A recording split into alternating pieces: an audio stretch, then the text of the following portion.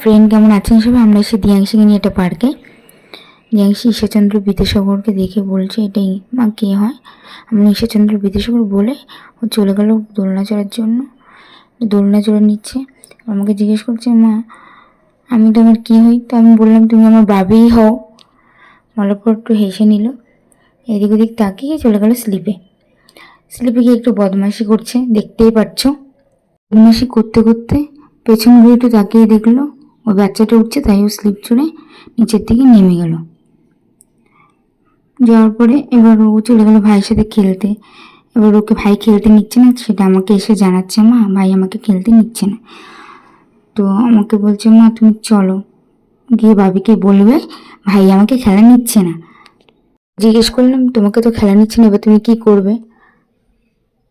তো বলছে তুমি চলো ভাবিকে গিয়ে বলবে ভাই আমাকে খেলা নিচ্ছে না। তো আমি বললাম আমি যাবো না, তুমি ভাইকে এত ভালোবাসো, ভাই তোমাকে খেলা নিচ্ছে না দেখলে তো, তা তুমি কি আর ভাইকে ভালোবাসবে? ও বলছে হ্যাঁ আমি তাও ভাইকে ভালোবাসবো। ও মুখটা কালো করে দাঁড়িয়েছে, এবার আমাকে বারবার টানছে মা তুমি চলো। ও আবার যাচ্ছে।